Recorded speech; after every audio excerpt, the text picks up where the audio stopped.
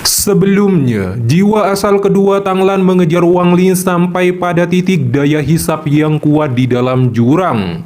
Jiwa asal kedua Tanglan mengangkat palu tinggi-tinggi dan dihantamkan. Guntur penghancur langit, petir merah menyambar tebing jurang, menjadi jaring kilat raksasa yang menutup seluruh ruang pelarian Wang Ling. Wang Ling menyimpan binatang petir, segel kehidupan menyelimuti tubuhnya. Dia kemudian menghancurkan giok darah, kabut merah tebal meledak dan memperkuat pertahanannya. Jaring petir merah menghantam perisai cahaya darah, dentuman keras terjadi dan jaring petir diblokir segel kehidupan. Wang Li menyadari tak ada jalan kabur selain bertarung sampai mati. Dia mengeluarkan 3 energi pedang Ling Tianhao. Ketiganya membentuk formasi mematikan. Roh tikus, babi liar, dan domba ganas bangkit dari dalam pedang. Manifestasi hukum. Ketiganya menerobos jaring petir menyerbu secara ganas ke arah jiwa asal kedua Tanglan. Jiwa asal kedua Tanglan merasakan bahaya mematikan. Dia membanting palu petir ke udara. Naga petir merah darah muncul dan berputar di sekelilingnya. Ketiga roh pedang menyerang jiwa asal kedua Tanglan, tetapi naga petir terus memblokir serangan sehingga pertempuran sengit terjadi. Segera setelah itu, Wang Lin terbang dengan kecepatan tinggi meminjam kekuatan gaya tolak dari jurang pasang surut. Dia bergerak terbang menebus jaring petir dan langsung menyerang jiwa asal kedua. Di saat itu, dia melihat tanda segel di kening jiwa asal kedua Tanglan yang merupakan kendali atas jiwa asal kedua. Dia harus menghancurkannya. Tetapi pada saat yang sama, jaring-jaring petir di sekitarnya semakin mempersempit dan kuat setiap dia bergerak. Mata jiwa asal kedua Tanglan menjadi dingin, dan jaring petir di sekitar Wang Ling langsung menyusut berkumpul menujunya. Mata Wang Ling memerah saat dia berteriak, "Oke, aku akan membunuhmu, atau aku akan mati hari ini juga." Ketiga roh pedang semakin ganas, menyerang naga petir ketika merasakan niat membunuh Wang Ling. "Hentikan!" teriakan Wang Ling seperti guntur ketika mantra surgawi penghenti digunakan dengan kekuatan penuh. Naga petir dan jiwa asal kedua Tanglan tiba-tiba berhenti. Mata Wang Ling seperti bilah pedang tajam saat dia berteriak, "Bunuh!" Dalam sekejap, aura ketiga pedang mencapai puncaknya dan bergerak menebus naga petir. Ketiga pedang itu menusuk jiwa asal kedua Tanglan dan mulai mengamuk di dalam tubuh rohnya. Tubuh jiwa asal kedua Tanglan bergetar hebat dan segel di keningnya berkedut hebat. Jaring petir yang menyipit ke arah Wang Ling tiba-tiba runtuh. Wang Ling segera mengerahkan baju besi iblis, lalu melepaskan 2 teknik sekaligus, jari iblis dan sungai dunia bawah. 2 serangan tersebut menghantam kening jiwa asal kedua Tanglan.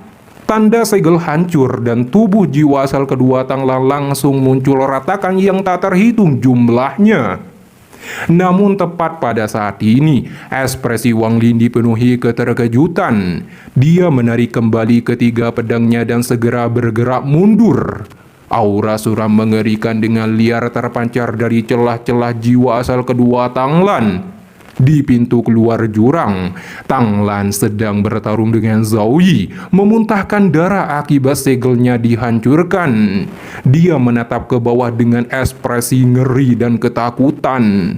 Jiwa asal kedua Tanglan meledak dengan suara keras, tetapi cahaya hijau melesat, aura berat dan mengerikan menyebar. Itu berubah menjadi naga hijau raksasa yang diselimuti petir.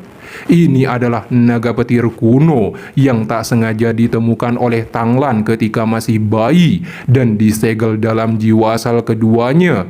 Dia tidak berani membangunkannya. Saat naga itu membuka mata, raungannya mengguncang cakrawala. Langit berubah warna, awan petir berputar liar, bahkan tekanan dari jurang pasang surut terdorong mundur. Wang Ling merasakan bahaya mematikan dan tanpa ragu mundur.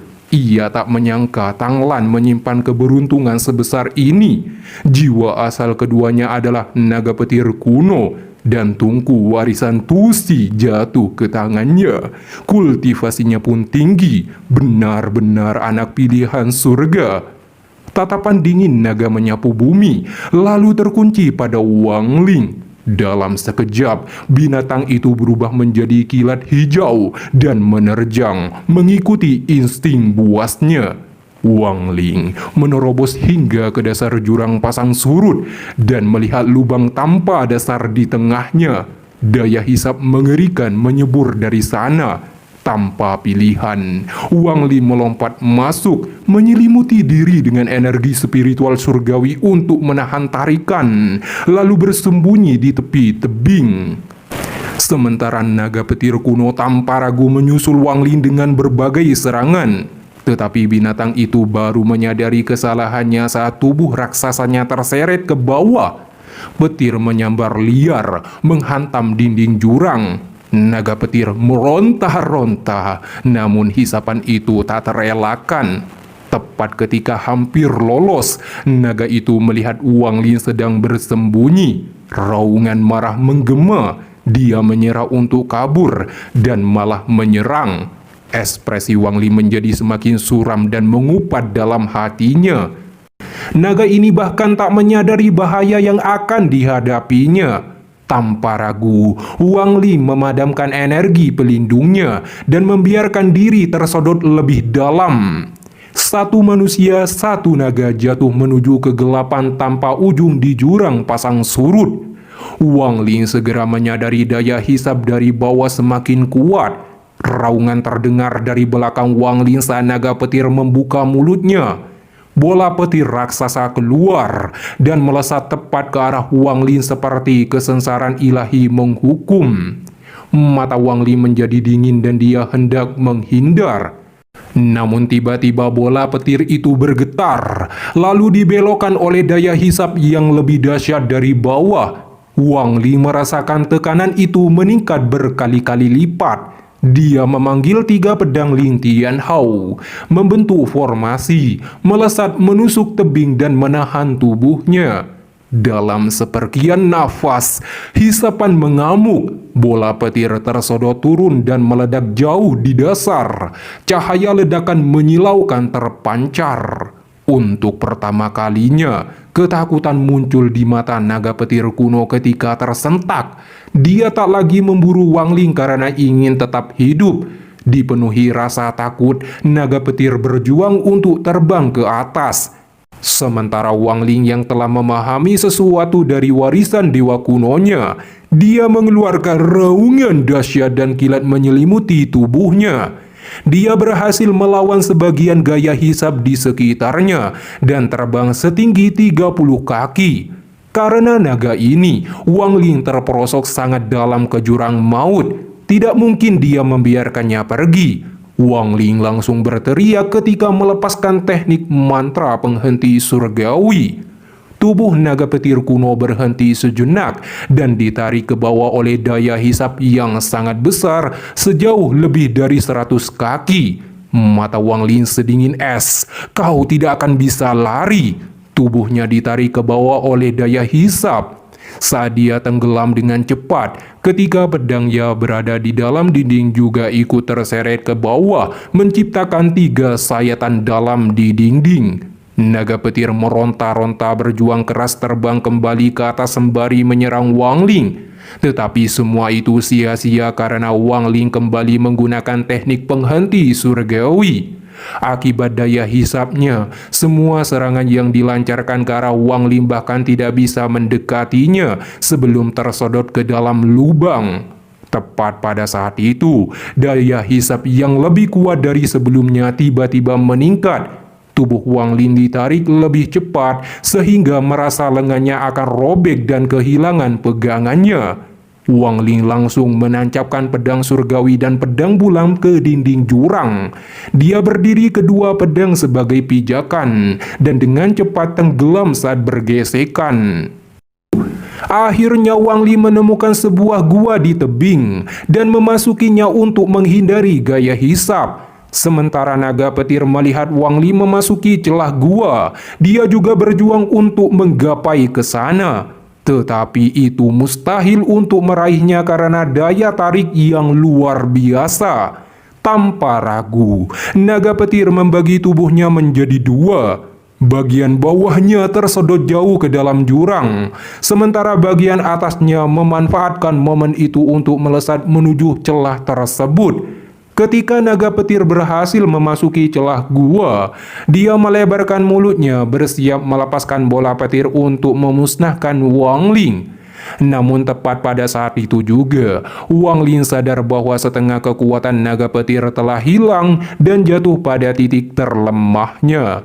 Wang Ling dengan tegas mengeluarkan jiwa asalnya yang berubah menjadi raksasa dan melahap naga petir dengan wajah dipenuhi keterkejutan.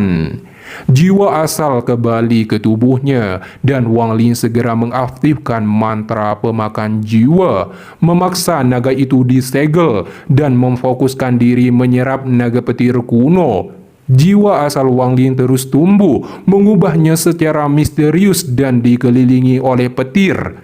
Petir mengamuk di dalam dirinya, menyambar dari dalam keluar. Jiwa asalnya tidak membesar dalam ukuran, tetapi berubah dalam kualitas. Esensinya terangkat ke tingkat yang tak terbayangkan. Bahkan Tian Yuzi tak akan berani menelan makhluk yang lahir dari petir dan dicintai surga. Menelan naga petir kuno sama saja dengan menelan langit penuh guntur. Namun sisi lain dari bahaya mematikan ini adalah peluang yang tak terbatas.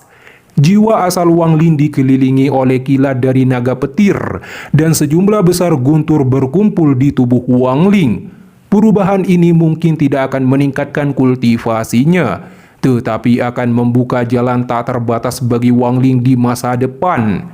Tepat pada saat ini, tubuh Wang Li melayang dikelilingi badai kilat. Rambutnya berkibar diterpa arus listrik.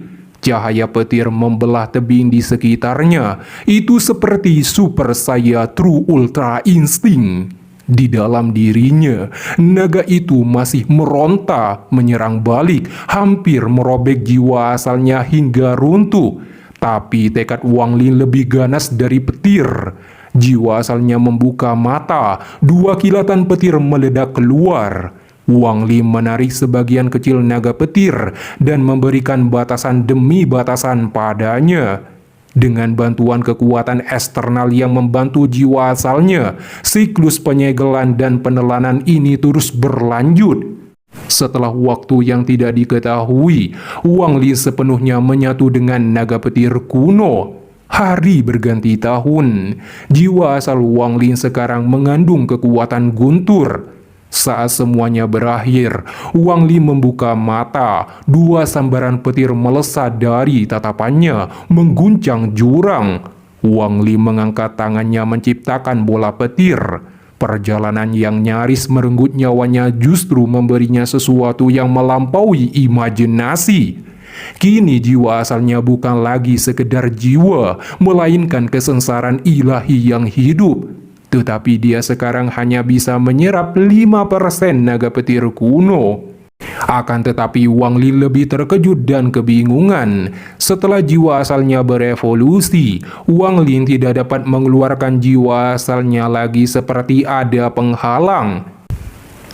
Kemudian Wang Li mengeluarkan Dujian dan memintanya untuk menceritakan rahasia Tian Yuzi. Dujian dipenuhi keraguan berkata jika mengungkapkannya akan sulit menghindari kematian. Tetapi tatapan Wang Li menyapu Dujian. Secerca kilat muncul di mata Wang Ling dan menembus mata Dujian. Hal ini membuat pikiran Dujian terkejut. Dia menunjuk ke arah Wang Ling dipenuhi ketakutan seperti berhadapan dengan kekuatan langit guntur. Wang Ling mengerutkan keningnya, menyeret tubuhnya ke dekat celah gua. Dujian langsung merasa daya hisap yang kuat dan bahkan jiwa asalnya seperti akan ditarik keluar dari tubuhnya. Di bawah ancaman ini, dia akhirnya menceritakan bahwa telah melihat Tian Yuzi telah melahap Sun Yun.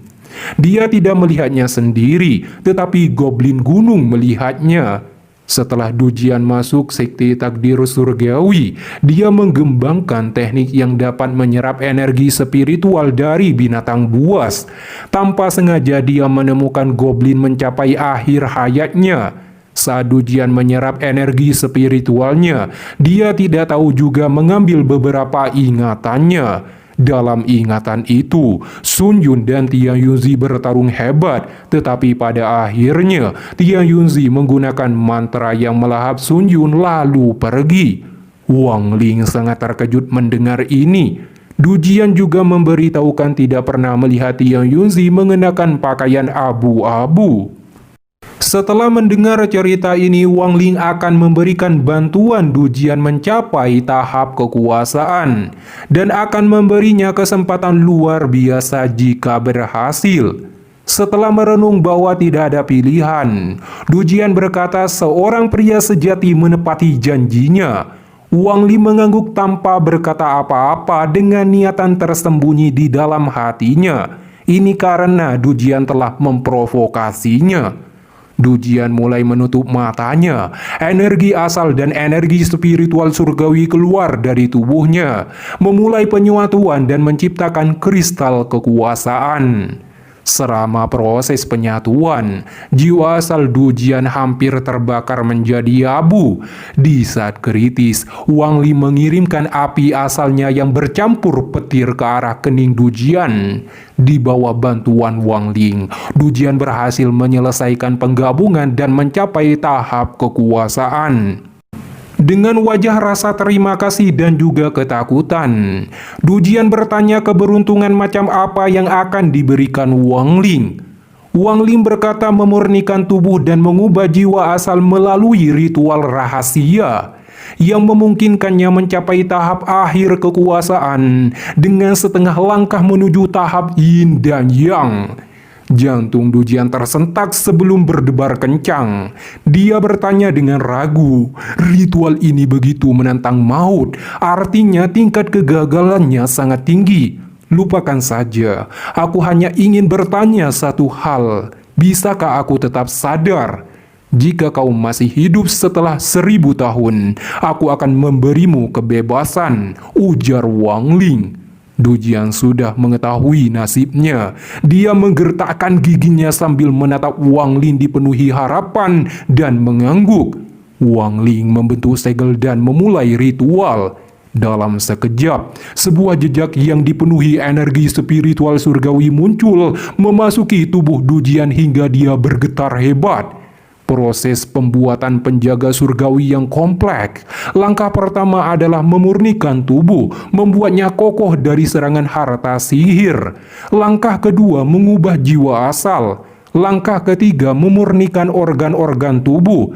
Langkah terakhir adalah melenyapkan indera ilahi mereka tetapi mempertahankan kecerdasan mereka. Ini adalah penjaga surgawi, harta karun magis manusia yang dibuat oleh Kaisar King Ling yang meniru para dewa kuno. Proses pemurnian terus berlanjut. Beberapa bulan kemudian, Wang Li menyerap seluruh energi asal ke dalam tubuhnya. Setelah energi asal Dujian menghilang, sosok tubuh kurus memancarkan aura dingin muncul di hadapannya. Menurut catatan Giok, berbagai bahan perlu ditambahkan selama proses pemurnian. Langkah pertama baru selesai setelah semua bahan menyatu dengan tubuh boneka. Dari 4 tingkatan penjaga surgawi emas, perak, tembaga, dan besi ini, bahkan bukan penjaga surgawi tingkat besi. Wang Ling kemudian mengeluarkan berbagai macam harta berkualitas rendah dari tas penyimpanannya, bahkan mengeluarkan mawar biru Red Butterfly. Semuanya dimurnikan oleh api sebelum dipadatkan menjadi bola warna-warni dan dimasukkan ke dalam tubuh boneka. Setelah langkah pertama selesai, memasuki langkah kedua memurnikan jiwa asal tidak boleh ada kegagalan. Jika terjadi semuanya akan sia-sia. Untuk langkah ini, agar proses berhasil, Wang Ling langsung mengeluarkan tengkorak yang ganas, merupakan hantu surgawi. Dia melemparkannya ke dalam boneka dan memulai pemurnian. Seiring berjalannya waktu, roh surgawi dan jiwa asal Dujian menyatu dan saling melahap sebelum hancur berkeping-keping dan kembali menyatu. Setelah menghabiskan lebih dari setengah tahun, Wang Ling akhirnya menyempurnakan boneka surgawi pertamanya. Wang Ling memerasa tetes darah dan mempercikannya ke kening boneka itu. Darah itu menyatu, mata kosong boneka itu tiba-tiba terbuka. Wang Ling melihat aura kekuatan boneka ini berada di tingkat yin dan yang. Meskipun boneka ini tidak bisa menandingi kultivator yin dan yang sejati, tetapi Wang Ling telah menyiapkan hadiah untuk penjaga surgawi ini. Tangan kanan Wang Ling menyentuh kening boneka. 1 juta untayan energi pembantaian langsung memasuki boneka itu. Mata boneka itu tiba-tiba memancarkan aura pembantaian dan sangat ganas. Setelah itu Wang Ling mengeluarkan giok dan menempelkannya ke tubuh penjaga surgawi. Simbol-simbol yang tak terhitung jumlahnya terlihat memenuhi mata boneka. Setelah selesai, tubuh penjaga surgawi dihilangkan dari pandangan, bersembunyi di belakang Wang Ling.